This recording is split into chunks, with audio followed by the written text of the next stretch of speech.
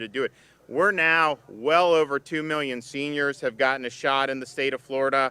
Well over 75% of every single dose administered has gone to a senior citizen in the state of Florida. We're going to hit very soon. We probably have already hit it, but with the reporting delays, but we're going to be reporting fairly soon 50% of our massive 4.5 million senior population will have received a shot. And so this is really, really good progress. If you look at all the key metrics, number of shots for seniors, percentages of seniors vaccinated, percentage of doses that go to seniors, Florida is either leading or near the top of the country across the board. This will help Hernando County. This will help get those numbers up. You know, we don't want to see them at 31 or 33%, wherever they're. That's actually not bad for the rest of the country if you look at it. But for Florida, when our state's going to be pushing 50% soon, we want to get Hernando up. So I think this will make a big impact. And again, these nearly 2,500 doses, this is all gravy in addition to what we're already doing. And in Hernando, you know, you have the pharmacies, you have the county. I was in Miami yesterday, and we did the biggest pharmacy expansion in Dade County to date. We're going to have around the state, there'll be 81 pharmacies offering 100 vaccines a day. So all of the Navarro, CVS, EMOS stores in Miami-Dade County are going to be doing that. That's going to be huge for Miami-Dade. They're also sprinkled out some additional CVSs throughout the state. Not nearly the footprint that Walmart or Publix has yet for that. But if you want to look, go to cvs.com. I think here, I don't believe that they have one in Hernando yet. We also have almost 600 Publix pharmacies, 119 Walmart and Sam's Club, 43 Winn-Dixie. So that's in 52 different counties you have retail pharmacies. In Hernando, we have 7 Publix pharmacies offering COVID-19 vaccinations. We have 1 Walmart pharmacy, and we have 1 Winn-Dixie pharmacy in Hernando County. So Publix window open again today, publix.com/COVID vaccine. Walmart is walmart.com/COVID vaccine. And then Winn-Dixie is winndixie.com/pharmacy/COVID vaccine. So keep looking for those. If you hadn't been able to get an appointment, I do think the demand is going to start to soften over the next week or two. As many of you know, we had 200 Moderna doses in many states as well that were delayed because of the winter storm. So you had them sitting, you couldn't get into the warehouses, there was snow, there was all this stuff. All that is now in the state. So that 200,000 from last week is here, as well as the 200,000 that we were expected to get on Tuesday anyways. So that's going to be good. That's going to help pharmacies. It's going to help the test sites. It's going to help our faith-based efforts. We're now close to 50,000 shots with houses of worship across 18 counties, predominantly African-American churches, but also including synagogues, mosques, as well as traditionally Catholic churches. We also have 87 permanent community vaccination sites, and those are open all week. So here in Hernando, the permanent site is at the Hernando County Fairgrounds. So they're doing over 3,000 a week, and if they can do more, you know, you guys talk to me, I think we'd be able to do more with given the vaccines that are starting to come. This is one of our senior community vaccination efforts. As Andy said, we were in Mainlands in Pinellas Park on Friday, and I can tell you they were very happy to have that. I mean, they have a pretty active community there. They've been much less active since the dawn of COVID. A lot of folks wrote into us just saying how thankful they were to be able to hopefully start turning the page here and being more active. We also have partnered with FEMA to open 4 mass vaccination sites. So they'll be in Miami, Tampa, Orlando, and Jacksonville. So there's going to offer thousands of vaccines a day, and we're really excited about doing that. So with those federal sites, that's additional vaccine beyond what Florida had been allocated. So it's not coming out of what we had been getting or even any anticipated increases. That's purely a federal supply. And so obviously we're supportive of that because it's more vaccine. And the same thing with the pharmacy program. Now that we have CVS online, they're going to be doing those 100 doses a day. That's pharmacy doses from the federal government over and above what the state of Florida is getting. We do think we're going to continue to get increases in Pfizer. And so we had been getting 100,000, 110, 120,000 Pfizer. we're going to be over 200,000 Pfizer a week in terms of initial doses. If it's not this week, hopefully by next week. And I think that's going to go up more and more. So that's going to be helpful. And then we also have the approval of the Johnson & Johnson vaccine. You see there was an initial assessment by the FDA. It is safe and effective. And what I would tell people is, when you back up, the golf cart makes a noise. But what I would tell people on that is just understand, because the way it gets portrayed sometimes, I don't think is fair, and I don't think it's accurate. The Johnson & Johnson vaccine was found to be 100% effective at preventing death and virtually 100% effective at preventing hospitalization due to COVID. So that is a huge, huge win. Now, they will say it was 67% in terms of preventing all infection, but just understand most of those infections were mild cases, and even ones that were a little more serious didn't warrant admission into a hospital. So the Johnson & Johnson vaccine, it's going to be approved this week. They're going to start shipping it either this weekend or next week. I don't know how much we're going to get now. We're hearing conflicting reports, but we are going to use that. We're working on how exactly we're going to use it, because I'm mindful of, if we set up a site or we add it to a site and people come, some people are fixated on Moderna, fixated on Pfizer, and we want people to make those choices. But I hope those choices understand that there's a lot to recommend from Johnson & Johnson. It's one dose. You take it once and you're done. And the clinical trials were very, very effective in terms of preventing hospitalization and mortality, which, look, yeah, no one wants to get infected with anything, but if you get infected and it's mild and you move on, that's a win, given that this is something that can obviously be more threatening to people. So I think the J&J is going to be really good. We're going to work to see exactly how we use it, but we are going to use it, and we're going to make that available for folks, perhaps in pharmacies, perhaps with doctors' offices. We're going through those right now. But Floridians, if all goes to plan, you should start seeing Johnson & Johnson sometime next week. That's the plan that they're going to do. Approve. They already have some produced, and then they're going to send some to the states, and we obviously are going to be ready, willing, and able to have that and put that into use. So I'm happy to be here. I think this is a really effective site that we'll have here over the next couple days, and I want to thank both Wilton and Blaze for helping us recommend and get this set up. So, Mr. President, you want to say a few things? Yeah, thank you, Governor. And we really, from the very beginning of this crisis and COVID-19, this governor's been outstanding to take care of our most vulnerable, right? We initially shut down all access to the nursing homes. We made sure that they had the proper PPE to make sure that we were taking care of our citizens that could not do for themselves, that would be vulnerable to this disease, the most vulnerable. This is, being in Hernando County today, we really appreciate the governor being here highlighting the wins, and hopefully by the end of March, the vast majority of our senior citizens here in the state, 4.5 million, will have gotten the vaccine, but it's only because the governor's insistence on getting the vaccine to the most vulnerable. And so by the fact that we'll have all of our 65 and ups, hopefully by the end of March, with at least one shot in their arm, is a major accomplishment and should not go overlooked, that only through leadership that's been able to happen. And so I look forward to continuing to support the governor as we continue to open the economy.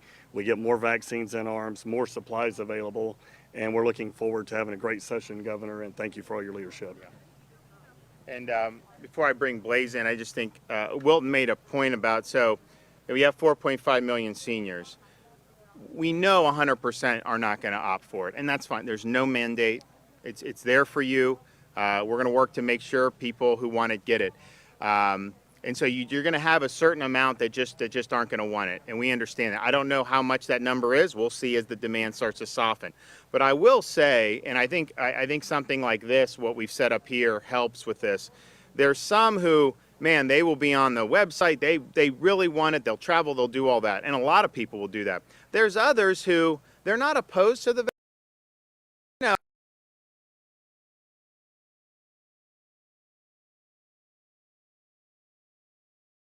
golf cart and drive around. You actually get more people that will participate. And so I think it's good. We don't know exactly how many people in the senior community out of the 4.4.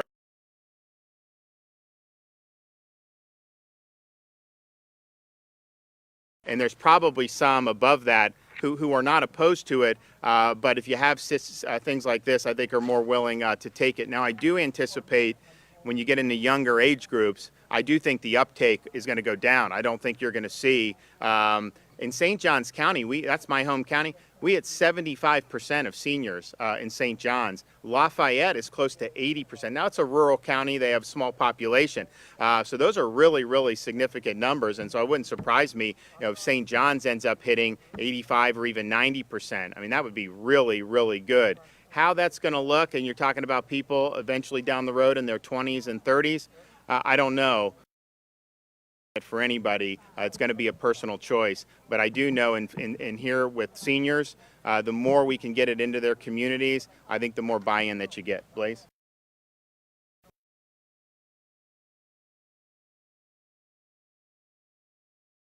The people of Hernando, the seniors of Hernando, but people all across this great state, that this governor actually cares about what is going on. And I will stress the word leadership, because I think that is what you're getting out of this governor, nothing less. This governor is prioritizing vaccinations for seniors, and he's making sure that we are delivering that promise. Other states weren't doing that, and then now you see that other states are starting to follow this governor's lead. Governor, I want to thank you also for your leadership overall on this issue, making sure that we're not locking people down in this state. We're allowing people to earn a living, keep our economy going. I want to personally thank this governor for keeping our schools open, because that is important. So in short, while this is a serious issue, this pandemic, it is a tragic issue. One of the bright spots for me is the leadership of this governor in making sure that we are approaching this pandemic in ways that other states are not. So what other states are getting wrong, I believe that this governor is getting right. So thank you, Governor, for your leadership on this. Okay. And, one of the things I think that we're seeing with this, I mean, obviously, I think in terms of health, it's effective. Otherwise, we wouldn't be trying to bring it to everybody.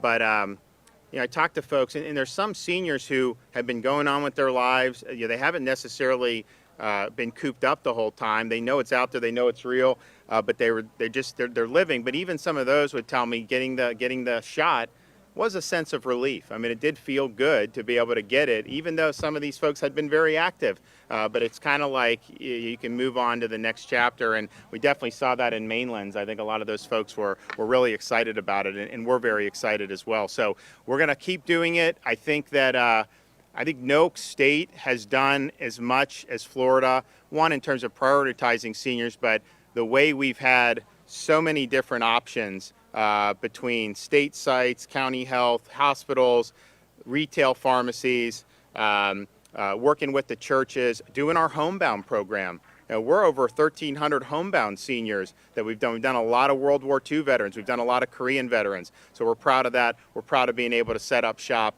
here in Hernando County. And if you have a Pasco site that you recommend, maybe we'll get that teed up too. That's right. All right. Any questions? Governor, recently you hinted at people that might be eligible after this group. The Kaiser Family Foundation recently reported that Florida is the only state that has not yet specifically delineated who will be in the next group. When would you be planning on doing that, laying out those specifics? When can people know? So we're going to do it based on the facts and circumstances on the ground, based on vaccine availability, and based on progress getting through the 65 and plus population. If you notice, a lot of those folks adopted plans, and then they've already had to change the plans. We haven't done that. I mean, we looked at the recommendations from ACIP and CDC. We respectfully rejected those and said we're putting seniors first. And that's what we're doing. And we have well over 2 million seniors. We're going to have hundreds of thousands of more over the next however many days, and hopefully we get in that spot. I did announce yesterday in Miami, given that we have these federal sites, we are going to be able to offer starting next week, and we'll have more announcement on that at the beginning of the week, law enforcement and classroom teachers age 50 and up. And we think we can do that given the additional vaccine without it impinging on the senior population. And then once we get to the point of the senior population where we start to see the demand go down, then we obviously are going to lower the age and get people at a minimum 60 and then maybe even 55 right off the bat. But it really is dependent on making sure we have the supply and doing that. What I didn't want to do is say, okay, everyone sign up who's 50, 55 or above, and then people sign up and then the vaccine supply not be there. So we're very methodical with it. We look at the numbers every day, of course, monitoring the percentage of seniors.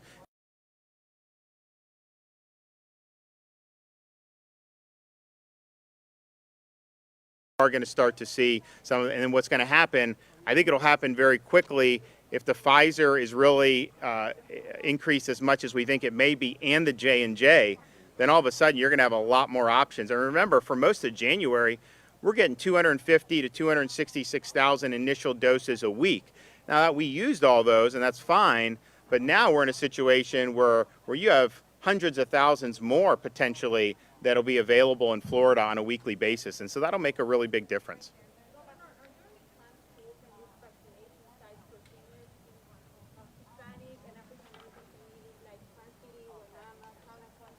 So we've done, we've typically done those through the churches, and basically we'll partner with churches and we'll say, sign up as many of your parishioners as you want. We'll do it, and then you come in and knock it out. And they've done between 500 to 1,000 a day on those. Sometimes you go on Sundays. So if there's any of those houses of worship that are interested, let us know. If there's communities like this, where you have a bunch of seniors there in Plant City or any of those other places, let us know, and we absolutely want to be able to go and do it. The Sun City Center one that Andy was working on with us was unbelievably successful. I mean, they're all coming in their golf carts, most of them getting the shots. We did thousands and thousands of these folks in a few days, but what happened was there was a senior community right across the street called Kings Point. And he said, hey, what about us? I said, we'll get you next week. And then we did. So we kept the thing in place. We got the Kings Point seniors to come by, and they were able to do it. So, I would say if you can say we have thousands of seniors that we'll run through, we're interested in helping those efforts. Obviously, as long as we have the vaccine available where we can do that, we want to be helpful.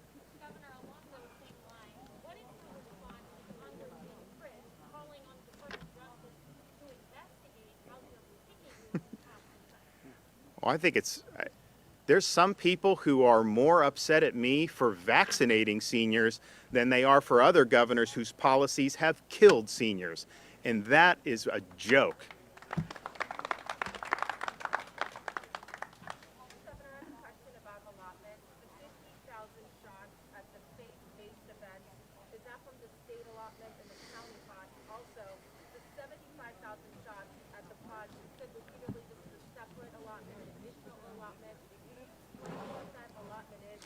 So a couple of things. So yes, the churches are separate, and you're doing it.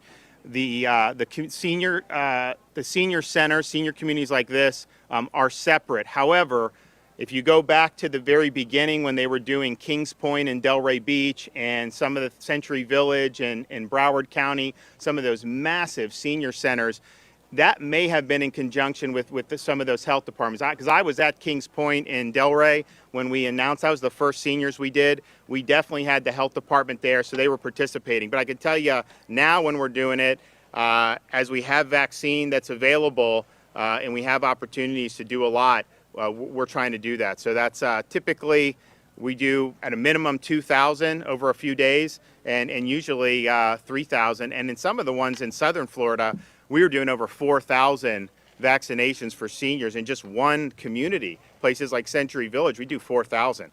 So that's a lot, and I think it's made a big impact. A lot of people tell me that they can't get through public or the health department, especially here in this county. Is the goal to get more communities like this to get vaccinated? Because the frustration is trying to get... That's part of the reason why when you come to a community like this, this community reached out to. So of the 2250, 2/3 of those are residents here that the community reached out to and got them signed up. And I think that's easier for them sometimes than having to fight online. So that is a benefit of that. You also have word of mouth if it's going to be here that they're able to do it. And of course, then they work with the county and said, can you give us some more names? So I guess there were people that signed up for the county. They're doing that as well. So there's limitations on everything you're doing in terms of there's pluses and minuses. If you're tech savvy on Publix or any of these other ones, you get in, you make an appointment. People are very happy with that, but not everyone can make an appointment. It's sometimes difficult to do. They fill up very quickly. So we want to try to provide as many opportunities as possible. What we also, though, are mindful of, and folks, certainly have criticized, if you have a long wait, or if you just say show up at a place and people are having, and there's not order, then that can be something that's bad as well. But I do think when we're doing these, because the community works to sign people up, that really does take some of the burden off some of those concerns about technology, about some of these others. I mean, we've had people sign up on the phone or whatever, but I mean, there's sometimes a lot of people will call. It's sometimes you can't get through right away. Sometimes on the web, it can go a little bit slower. Now, I do think it's going to get progressively easier, because if you go back, when we first opened the Publix sites, Hernando was one of our trial counties for Publix pharmacies. And there were people from all over the state signing up to come to Hernando and Marion and Citrus. And at that time, we were just like, we just want to get shots in seniors' arms. But it wasn't just these 3 counties of people that were trying to get on. There were many more. Well, now that there's more availability on pharmacies, on all this stuff throughout the state, people are able to, I think, have a little bit better time navigating it. But not everyone, if you're 80 years old, not everyone is technologically savvy, and we totally understand that. So I think this is going to be a great success. I want to thank everyone for getting it going. These guys don't get a lot of lead time on this. I mean, I think we put this together in the last 24, 48 hours, so I want to thank them. But then also Pasco, if there's an opportunity, some of these other places. Now, we've done 2 big ones in Hillsborough, but maybe you'll be able to do that as well. We're also going to be expanding. We'll have an announcement tomorrow and an expansion in a different area, not with our senior communities, which I think will be effective. And then obviously the Johnson & Johnson vaccine, that's going to be a big deal. So if you're a senior and you haven't been able to get an appointment and you haven't gotten through, just hang in there, because there's going to be a lot of availability, I think, very soon. Every day we seem to get better news about J&J, about increased production from Pfizer. So I would just tell people, hang in there. We are not stopping on this, because we understand we've got 4.5 million seniors. Certainly 3 to 4 million are going to want this, and we want to be able to deliver it. And guess what? I think there's a lot of evidence out there, if you look at Israel, some of these other places that did a lot of early vaccinations, that this does make a big impact. You have fewer people hospitalized, and most importantly, it does save lives. And so that's what it's all about. Thanks, everybody. Keep it going, Governor. Thank you. Great to see you guys. Oh, bless your heart. First shot? Yeah. Good. Yeah, good. Yeah. No, we're happy to do it.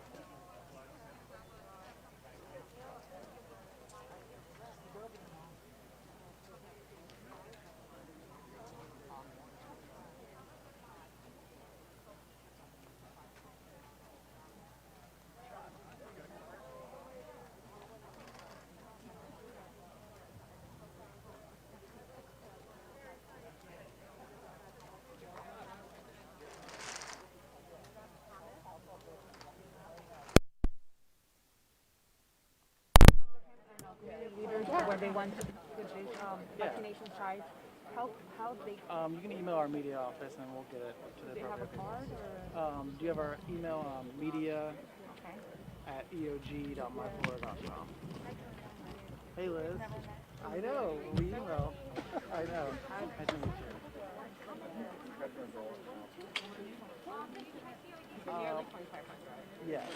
That's good from Okay. media. Media at eog.